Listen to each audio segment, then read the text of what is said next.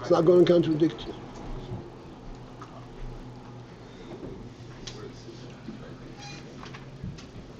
As we spoke many times about the natural chokhmah. Then at the end of that page, Rebbe explains, and then ultimately it's possible even to go into Sitra Achra. Sitra Achra means something which completely denies Elokus. Not only it has its own explanation, but it actually opposes Elokus. How can it oppose, so to speak, its own reality? The answer is because it's through a ha'ara. And then he says, Sitra Achra actually is not just because of a ha'ara. It's not a normal flow of Hishtalshus going downwards. From Roman form, Hishtalshus will not lead up to Sitra Achra. Not lead up to opposing Elokus. Not be sensitive, but not opposing. We discussed about this a lot on the human level. The real Isamus Sitra Achra, he says, is actually because there is halomis v'hesterim. There is a specific hell of a hester at Tzimtzum that conceals the Elokus, and this is why Sitra Achra can come to be. So there are 2 points in this. That the Sitra Achra does not come to be from the Ha'ora Elokis itself, even Ha'ora Elokis, because Ha'ora Elokis is still connected to Elokus. And on the other hand, the Halomis v'hesteirim.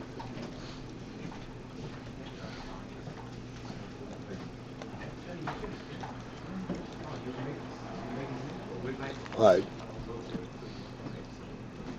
Let's learn the top line, and I don't have to say it. The top line on Memches. The Sitra Achra does not come from Ha'or Elikis, Chas v'Sholem Mekeach Ha'or Eliki itself. Ki yim mitziyusom, their presence, whom in halavushim hama'alimim.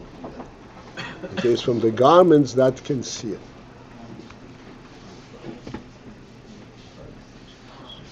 And as we explained, what's the garments? The garments is like the example of the fire rising upwards.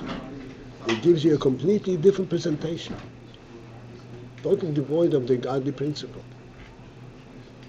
There is a logical way to explain, a worldly way, to explain what you are seeing in fire arising. There's no meaning to it. There's no intent. Similarly, the fact that a rock falls down.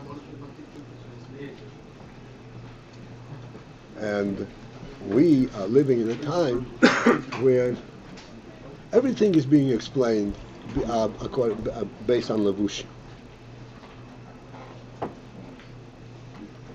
Everything is being explained. Like we said, maybe we should create light. It's a specific creation light. It's really a miracle presence, and brings godliness into the world. But then it got transferred into the Levushim, and now light is a deflection of energy. Al Kaponim, it could be hiding the inner light because of this Levush, and this is where Sitra Achra comes from.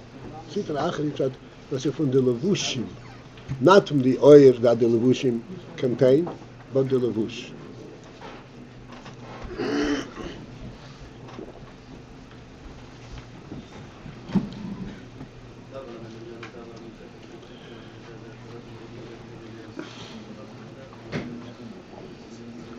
We always explain in from light that even though we have the Levush and we have the solar energy and it hits the object and so forth, still, there is, even at that low level, there is still the implication, still the message that you're able to see and know a reality without coming in touch with it. Now, worldliness is by definition tangibility. And here you know something about the world to a great degree of clarity without coming in touch with it. So it's still reflective of the fact that it's a godly creation. There's a truth to it. It's not just because it hits me, and this is what I know about it. I know some kind of a truth, independent of my personal experience. This is a certain element of the Ha'or Elokis.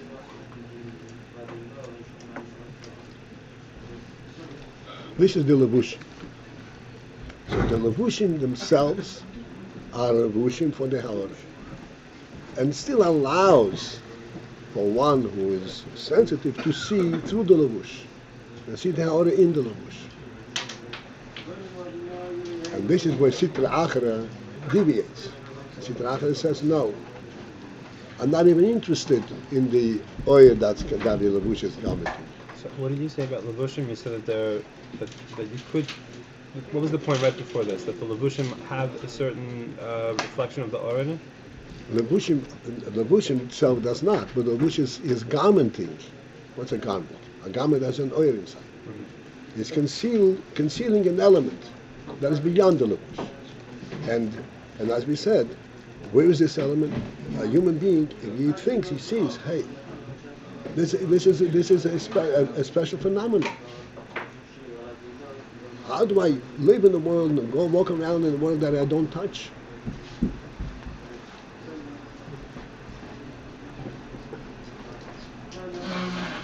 How could it conceal and be a reflection at the same time?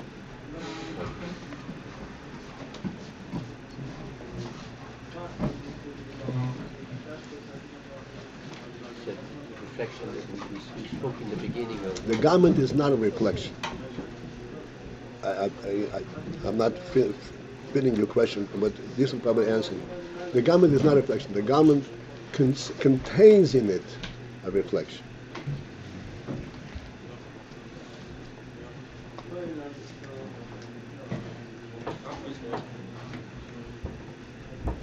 But the garment itself is a concealment, is a physical, is a worldly formulation. But within this worldly formulation, there is an Oyer Eliki, there's a Ha'or Elikis. Do we assimilate this to the act of putting the talis in the morning? Of the what? Putting the talis in the morning. That's... No? I don't know, maybe in Olam Habriya, I don't know what you're looking for. It's a garment, and it also contains All right. Let's just stick to what we're talking about. What's a garment? Just like a garment you put on your body. Hides on your body. Okay. It fits your body, and it is displaying your body, but it's hiding it. And when you see a person in a garment, you say, I'm not seeing a garment, I'm seeing a hand in a garment. Right? Who sees a hand in a garment?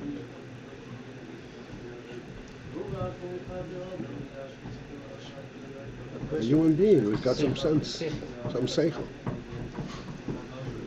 Why does an animal see?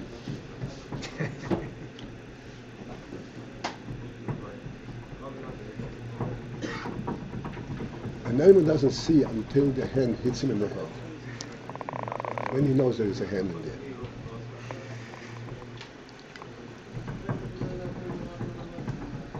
Or he wants to hit the face.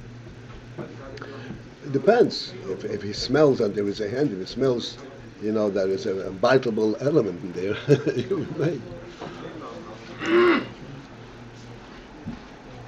So we see beyond the garment. Primarily, we see that this garment was put on in order to protect the hand. This is how the seichel sees it.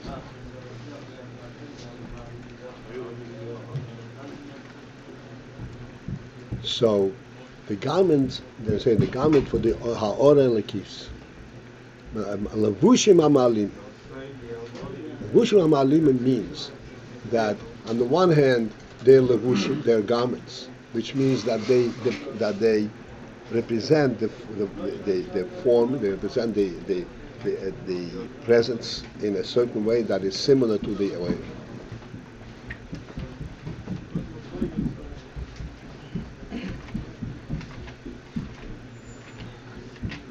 Like we said,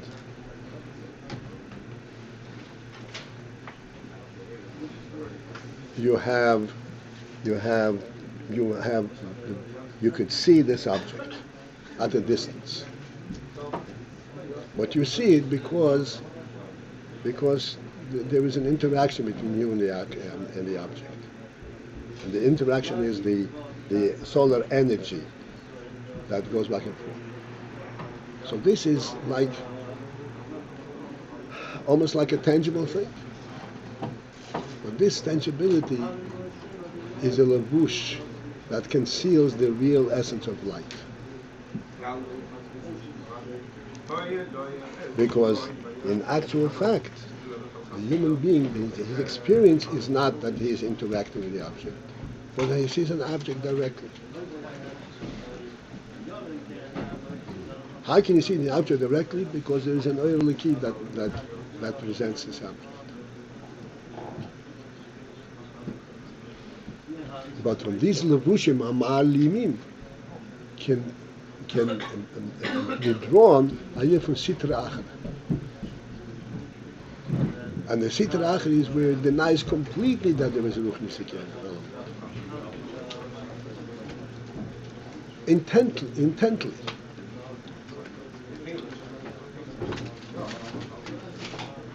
That's why the sitra achra comes from the levushim ha'ma'alimim.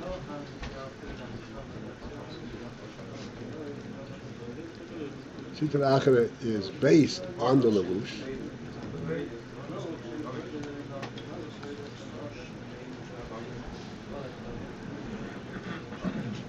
Let's take a simpler, I don't know if it's simpler, I hope we can, I said many times, in Hasidus, no matter what is being said and how well something is being presented, are we still on? Hello? I think they would have called if they... Rabbi Paltiel, maybe you could put the phone a little bit closer to you. Is that possible? Yes, okay, I just did. I mean, I couldn't, okay. If, yeah, I was going to say, it's important, I'm going off to a completely different area. We have to always remember, seichel is not a tangible entity. It's not a physical entity. It's an neshama element.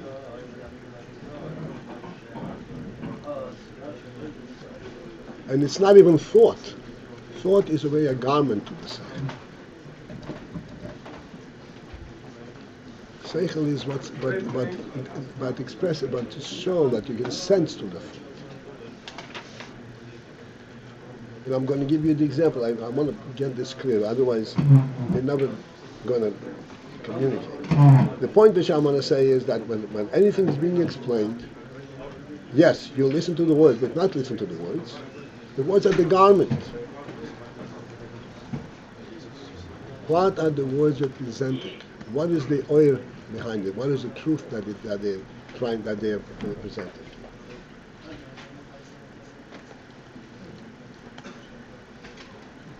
Listening to the words is akin to the story I tell you. This boy in a special school, he saw on the machine it says pull me, so he went and pulled the fire alarm. Can I tell you the story?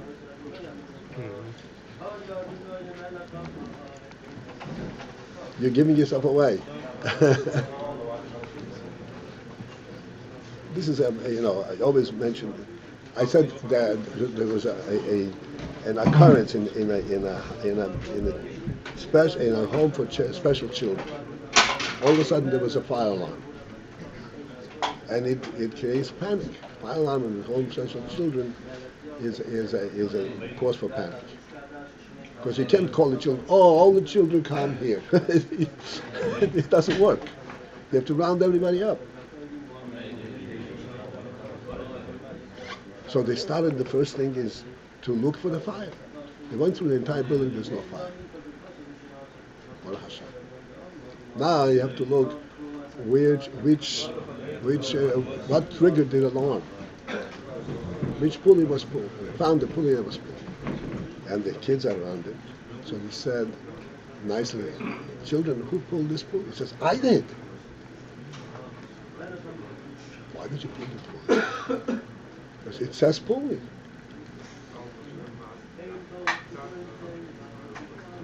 So if we follow this logic, which is very possible, we're going to lose the whole message. And on the contrary, we're going to pull the alarm in the wrong time.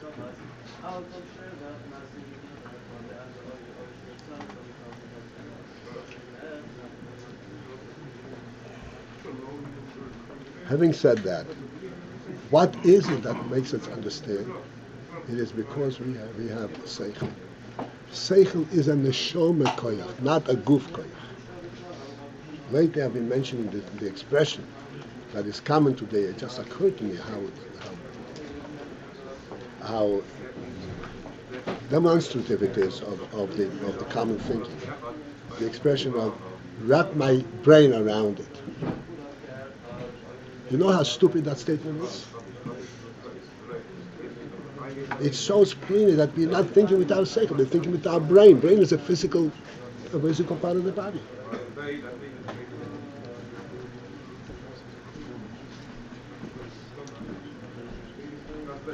So therefore, the only thing I can be sensitive to is something that a physical eyeball, physical limb, physical part will be sensitive, will be touched by it. In the brain, there is seichel, and we have to focus on the seichel rather than on the brain. And I explained as a demonstration of this. Very, very simple. 1 and 1. Everybody senses how 1 and 1 is 2. But as far as the brain is concerned, it doesn't know that it's 2. It knows that it's 2 ones. The only thing you can actually show and prove is 2 ones. But every human being has got some human sensitivity says, no, it's 2. There's some kind of relationship. There's some kind of truth about this. That truth is a seichel in it. That is really based on the highest level of seichel, all the way to the source of seichel, all the way to the neshama itself.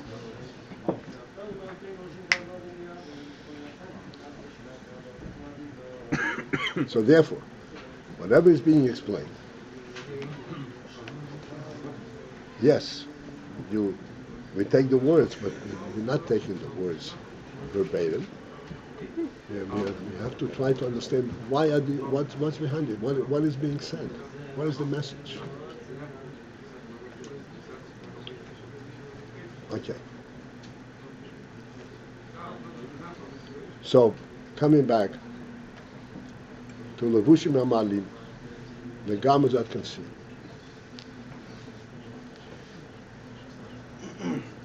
So we're saying like this, that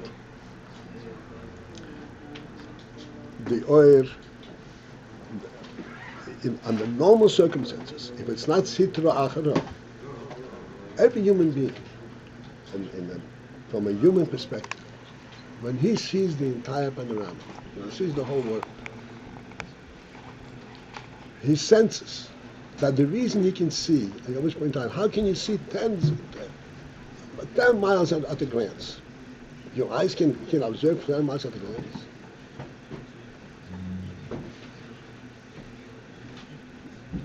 You don't see the miles, you see the oil behind it, the truth behind, the reality behind it. It's not a physical sight. Through the physical garment you see the reality. What makes it? So this is not the time to discuss this, but this is that experience of sight. I can see the reality. I don't have to come in touch with it. I don't have to identify it even. I see that it's real. Once it's real, I don't need any identification. I don't have to touch it.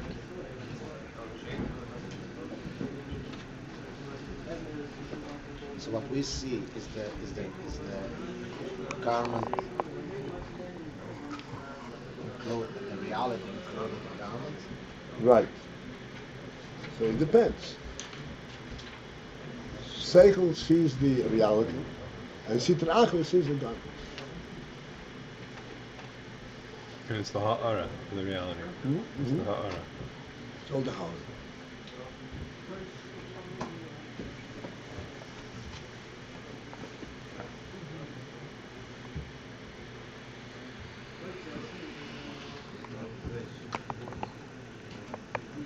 And if you talk from Sitra Achra perspective, you say Seichel. Oh, I know exactly how he knows it. He saw this, and then this triggered this, and this triggered this, and that's how he knows it.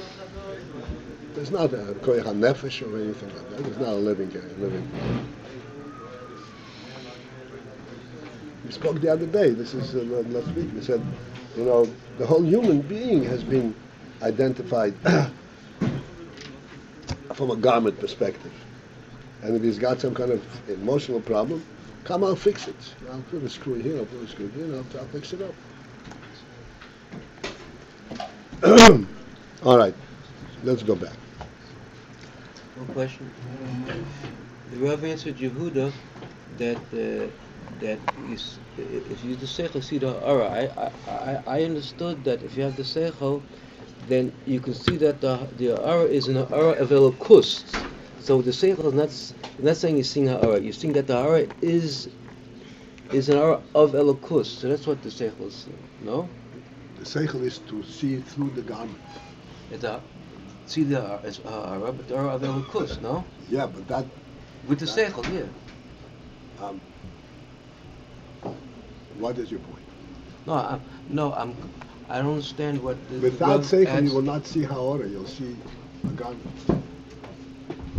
Yeah, no, I was questioning. I understand what the Rav answered Yehuda, that with the seichel you see that it's an aura, But more, Yehuda said my you don't see question, elokus directly, the etzem elokus, you see the ha'ora. even through the seichel is not saying this aura is an aura of elokus. Yes, it's still ha'ora. Oh, okay. So, That was Yehuda's question. okay.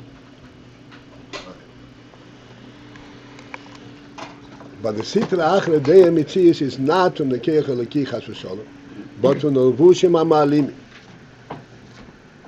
Or Ha'olam Keich Eliki, but the Levushim HaMa'alim. The Levushim that conceal, and then the focus is on the Levush. So therefore, we are trying to explain the whole time that, okay, let's come back again. Trying to explain the whole time that everything that is seen in the world is all a ha'or. And so to speak, a proof of that is that we see that this ha'ora can be reduced to the point where it becomes sitra achra.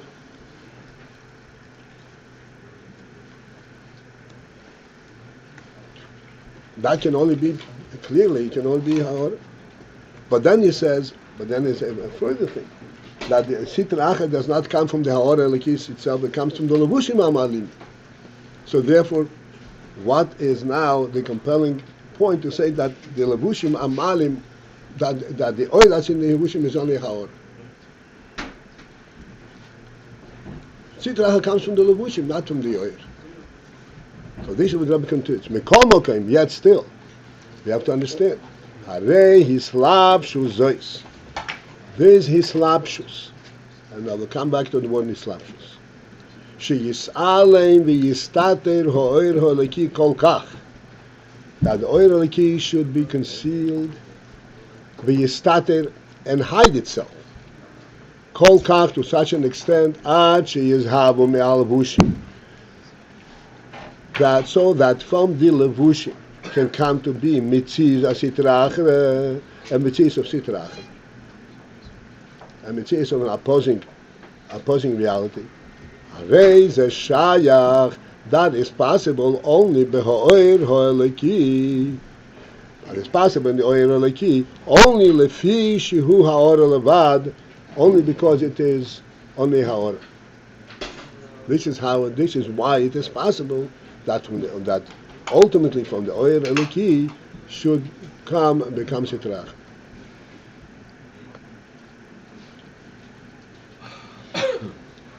Rabbi Paltiel, Yes, sir. can I ask a question? I'm interrupting in the middle of something.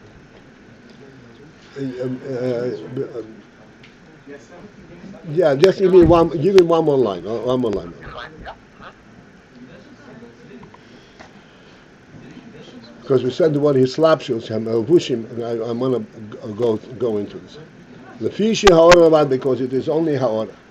Mishum zeh, because that this is only haora.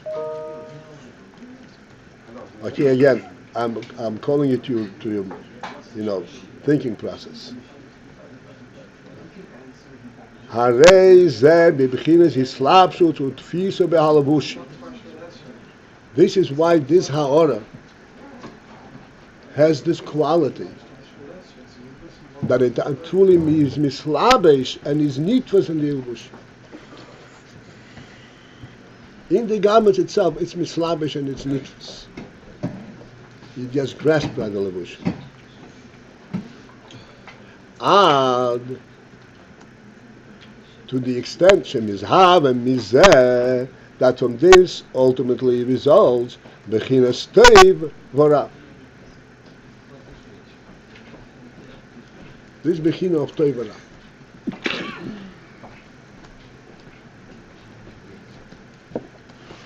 What is bechinas teiv vora? Just to explain our words, you could say bechinas ra. So in bechinas teiv vora.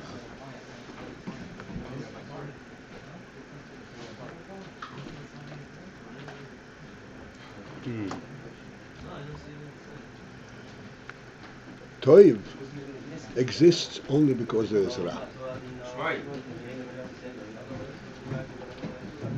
In the Lakus itself, there is no Toiv Ra. The principle of Toiv, is, simply put, you have a question, what is this? Is it good or is it bad? It says, oh, it's good. The minute there is a question, what is this? This is already not Lakus.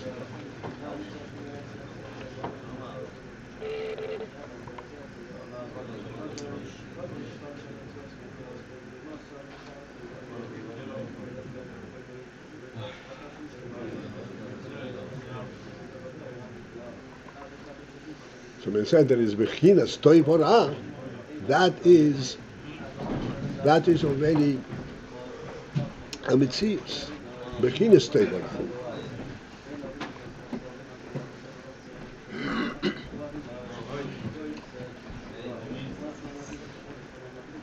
I hope I'm not going to lose you. I just want to give you a demonstration of this principle.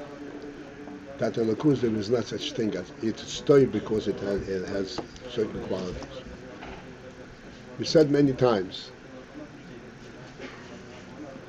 that when you look at things from our physical experience or physical world, so when you're sitting here on this chair, and the chair is supported by the floor, and the floor is supported by the beams, and beams supported by the wall, and the wall is supported by the foundation is supported by the earth. So everything is logical. You say, and you have a valid question. How can I sit on this floor? What's supporting the floor? Only the floor is supported because there is a beam, and so forth and so on.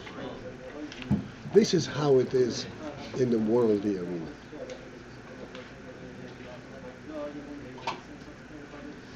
What is the ultimate reality?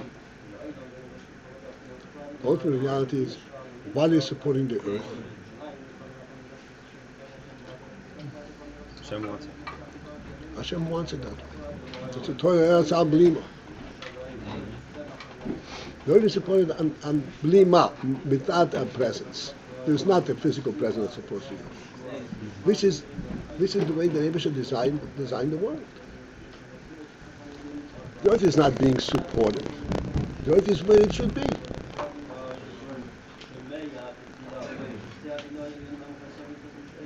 So on that level, in the garden level, there is no toivora. Everything is where it should be. There's a godly truth in everything. The fact that nizhav mizeh, bechinas toivora, toiv enra, that's already a world in itself.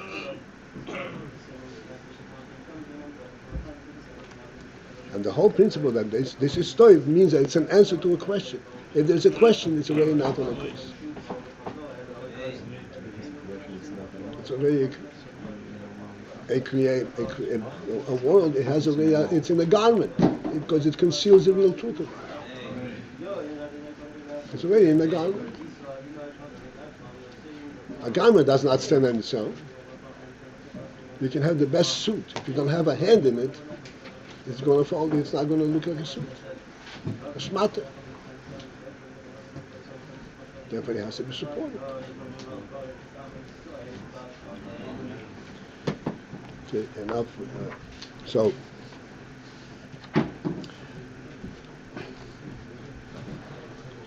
all right.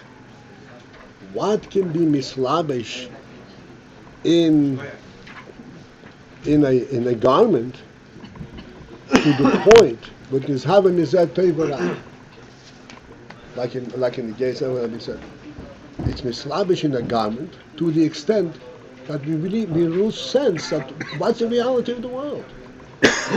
Is it reality? Is it real or is it not real?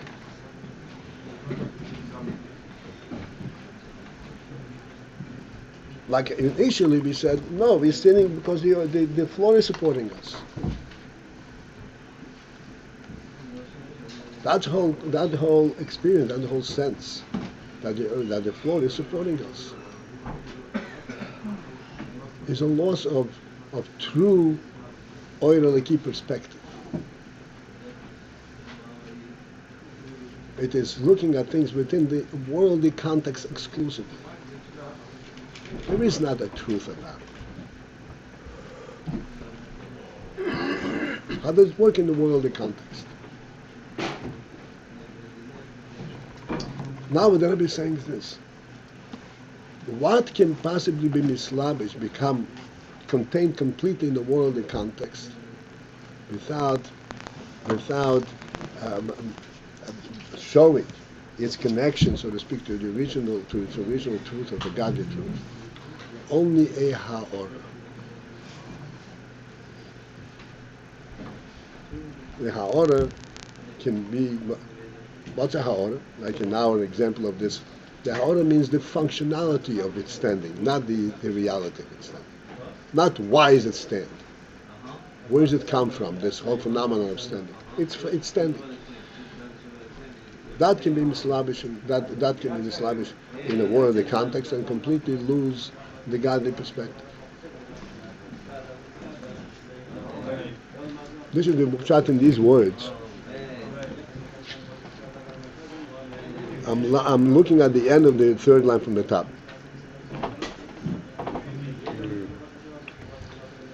The whole inyan,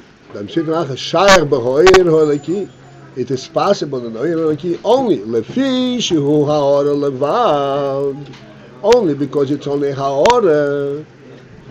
Mishum zeh, thus, because it's only ha'ora harei zeh bebchinas hislapshus utfisa.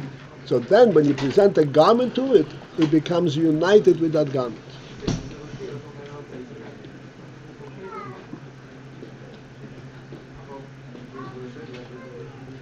Mislabshus utfisa, it's mislabish means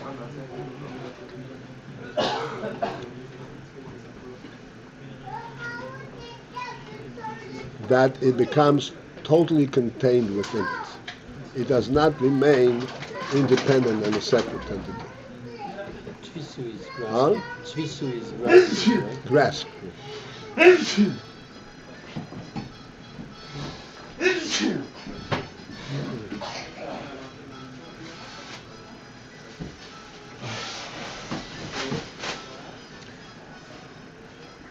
perceived such an idea.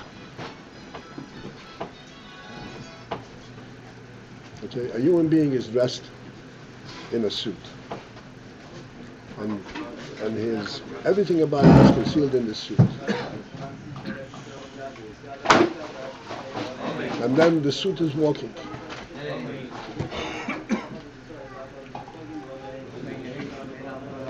Somebody says, "Oh, the suit is walking." How does that sound? Hello? Walt Disney. Who is not laughing? Walt Disney. This guy would also pull the fire alarm. The suit is walking. Nobody will come up with the idea the suit is walking. Why? Because it's not a ha'ara. Because what is in the suit is not a function of the human being, it's the human being himself.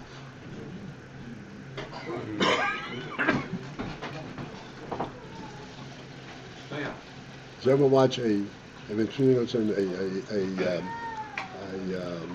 puppy show? Marionette. Huh? Marionette? No. What? Puppets? Puppet, right? They have the strings pulling the strings. He also the suit is walking, and the head is talking. Because then you don't have the real thing. You have the function of it, and they have all kinds of gimmicks, all kinds of messages through their body language, and there is nothing there. It's the suit that's showing it. But nobody is going to mistake the human being in a suit for a suit. Why? Even though he's mislavish in it, it doesn't become part of it. It doesn't become part of it. The human being can say, "I am a suit."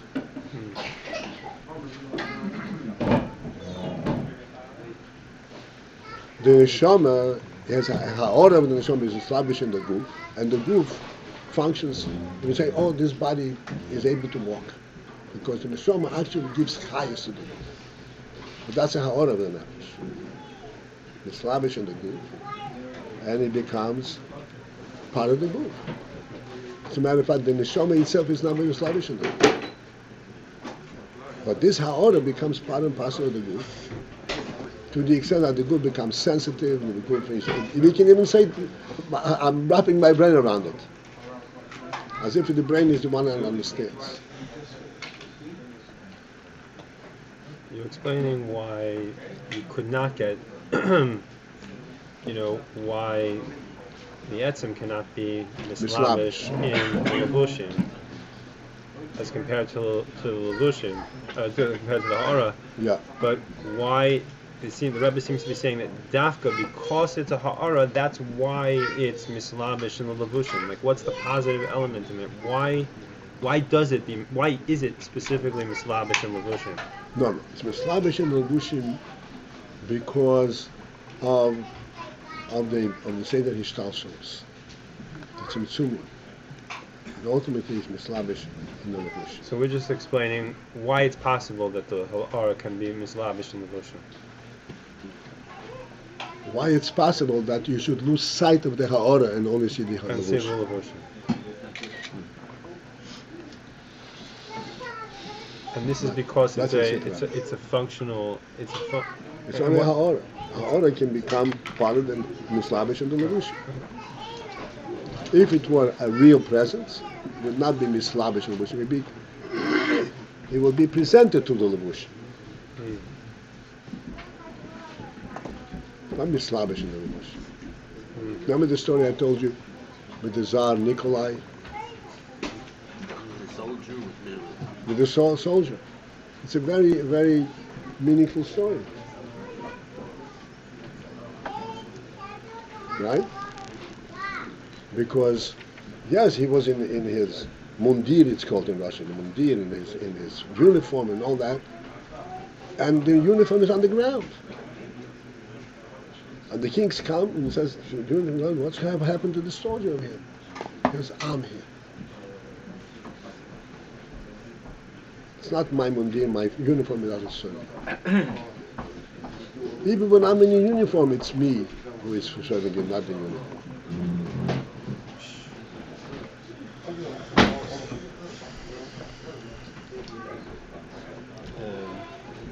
In the mashal of the puppets, when you look at a puppet show, it tells a story. Now I understand thought is a levush, but couldn't there be some kind of reality behind the story if it was like a Torah story?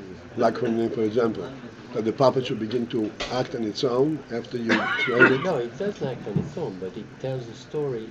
It conveys a message. Yeah, but it conveys a ha'or of the message, a story. The puppet cannot become a lion if you're demonstrating a lion to it. No way. Okay. Nothing's going to happen. Okay.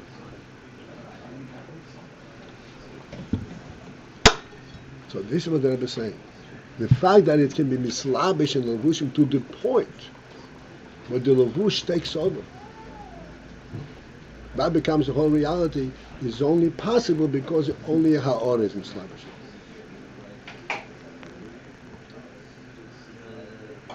But if it were the oir eliki itself, it cannot possibly be mislabish and levush in this way. You can see it. Is called the etzem.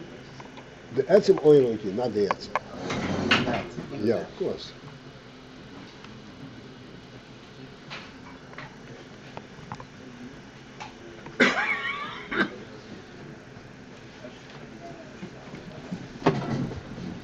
Therefore, okay, so we're coming back to the principle that we're discussing at great length, that the entire phenomenon of a lakus in the world is a ha'ora.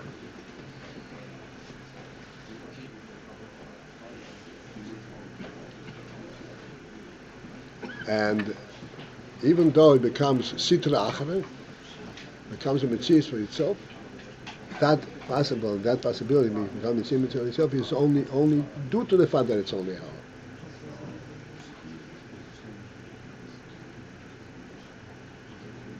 And if it were the oir eliki itself, it could never devolve to the point of being sitrach.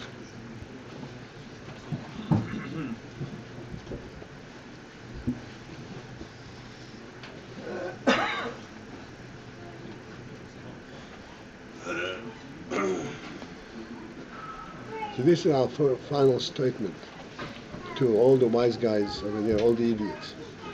As much as you will try to make a robot a human being, you'll never succeed. Because he's really alive. He can act robotically. Bechinas Tovara is the ha'ara, or it's What? Bechinas Tovara is the ha'ara, or it's when the ara is mislavish and levushim. Bechinas Tovara is ha'ora mislavish and levushim. The ara itself is still Ha'ora lekis. just one reality. But from this can come Tovara, it's mislavish. Is this good or not good?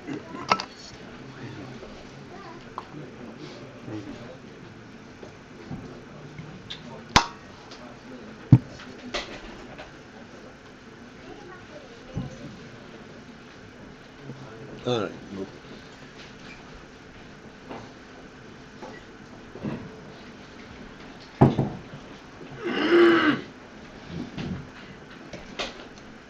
The human element will always shine through, that's what you're saying? What? The human being will never be lost. Right. And also the Eibishter in the world. The world can never really conceal the Eibishter. This we demonstrate all the time. That no matter how much you build up levushim, you ultimately have to go back and say that Torah Eretz al B'rima. Ultimate reality is B'rima. You can hide but not become real. Okay. Kmei shekosu b'makim acher, and as is discussed elsewhere, be'inyan eitz hadas toivora. To remain on this call, press 1.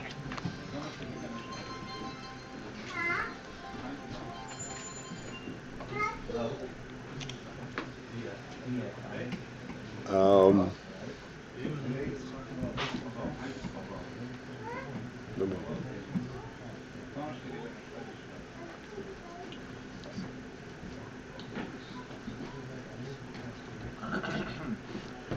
as explained elsewhere, the whole principle of Eid Hadas Tevora, the Be'emes, Eid Hadas, okay, now so there is two principles in this. Eid Hadas, and from this derives Tevora.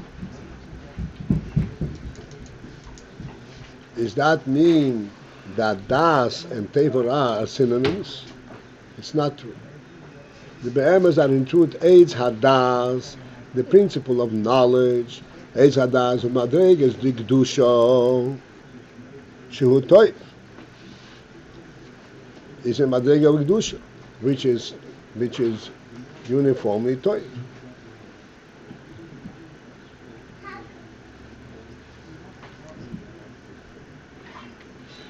Rak, except lefi shezehu ha'or levad, being that it's hadas, the das itself is only ha'or. Harei ze bo bebchinas yislapshus u'tfisa mamash behalavushi. Because that das is a ha'or, as a ha'or, it becomes it unites with the levushim through which it is being presented.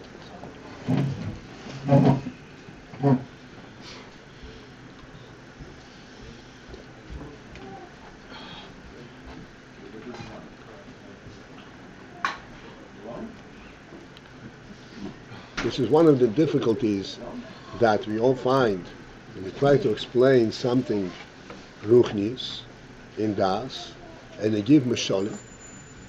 The minute you give mashalim, you begin to formulate the form of this mashal in the oil that you're trying to explain.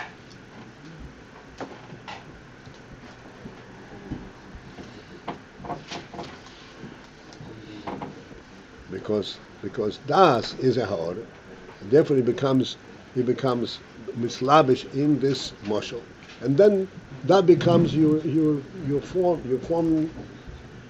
the oil itself.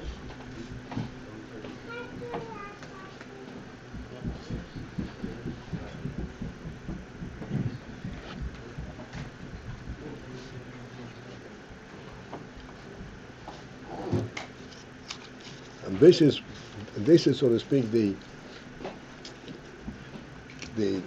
possibility, the negative aspect in das, that if it is misguided, then you become focused and become grasped in the form, in the mitzias, rather than in the oil.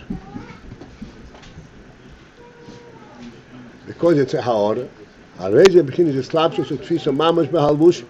therefore it becomes grasped totally in the lavush.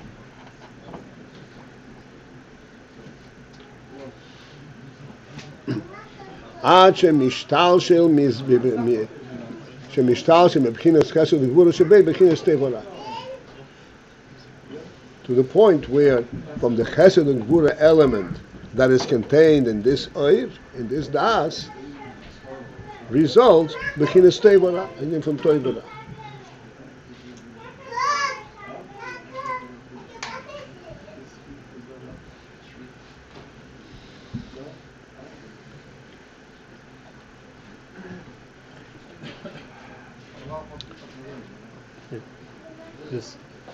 Is this distinct from the process that became sidrata? This is the same.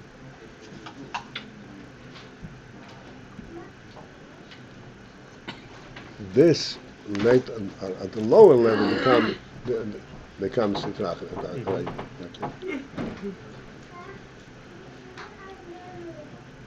But the name from Eish Das Tevora is already due to the Ha'ora element.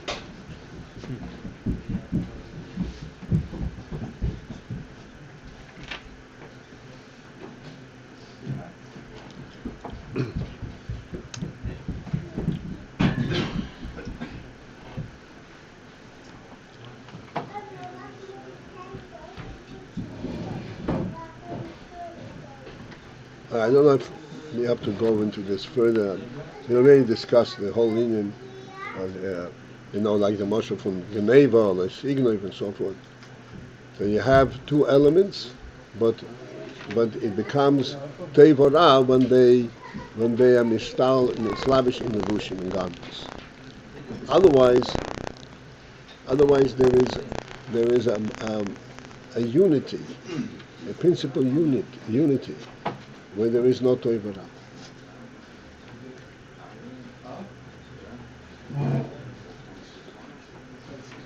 V'amash kosem mizeh b'dim amaskul tiku eter b'mayim ha'yiga she'eno mihuda.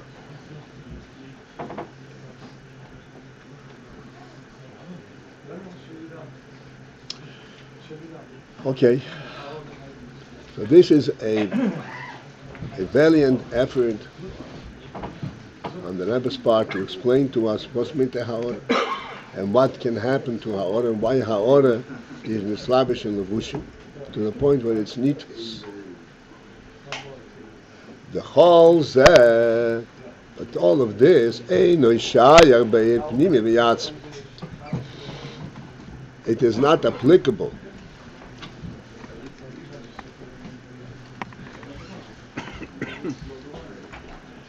in the oir pnimi v'yatzmi, in an oir that is pnimi, meaning coming from the essence of a lakus, pnimius, rather than the chitzonius, which means that the oir is an atzm.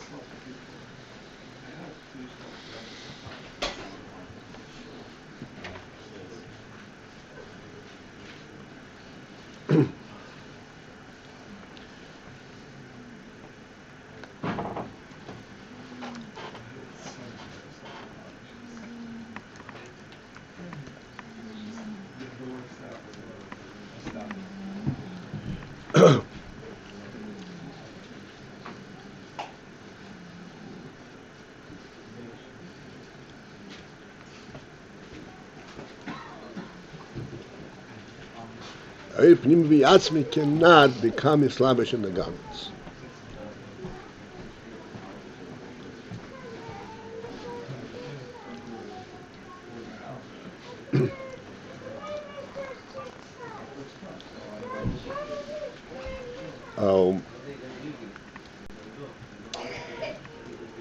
We mentioned the principle of things being held up, one thing holding up the other, until we get all the way to the beginning, to the top, that this is altogether not being held up. This is Gzeira Lekis. It's there where it has to be. This is the way it has to be. It's not being held up by anything.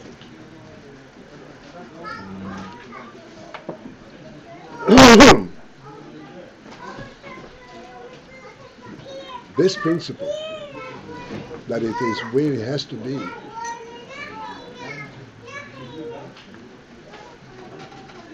the world as such is a godly creation.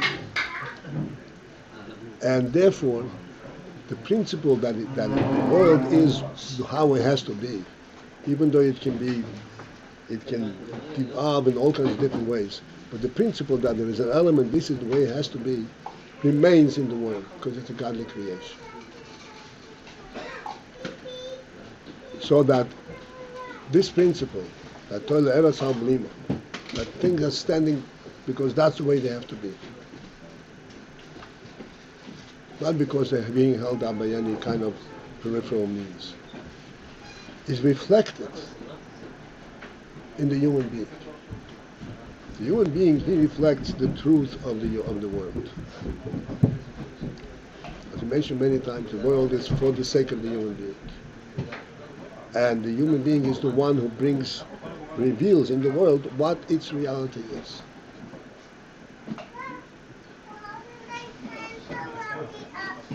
And the phenomenon that we discussed many, many times, that the human being stands,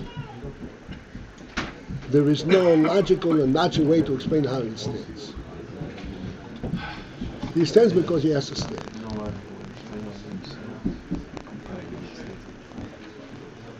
He reflects, this is the reality how the Rebbe created the human being. And this is how you stand, this is it. There is no other creature in the world with that stance. Like you mentioned, the fish are always in bed. The violent animals have a little bit more of a superior presence of chayes, but they have to support themselves fully, on all fours.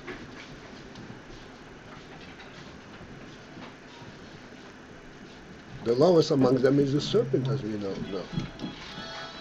His legs were cut off and he's also flat on his body. The human being, not only is he not flat on his body, he's not even supported. He can't even make sense how he stands. He stands on one foot. He stands on the tippy toes of his foot. He stands every which way he wants. He stands on his feet, he stands on his hands, he stands on his head.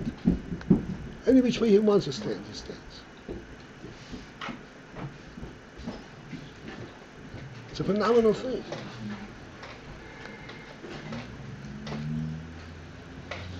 Why? Because that's how the Rebbe created him. This principle that it cannot, because this is a godly creation, and therefore that permeates, that goes through, and it reflects itself in the creation of the human being. The human being was created, but Salmeinu Kid Mosein. He represents a godly presence in the world, even though it's the world. But still, he represents a godly presence in the world. And the ultimate principle is not lost. This is the pshat, that which is a true oir cannot be camouflaged, cannot be nitus b'halavush. Totally.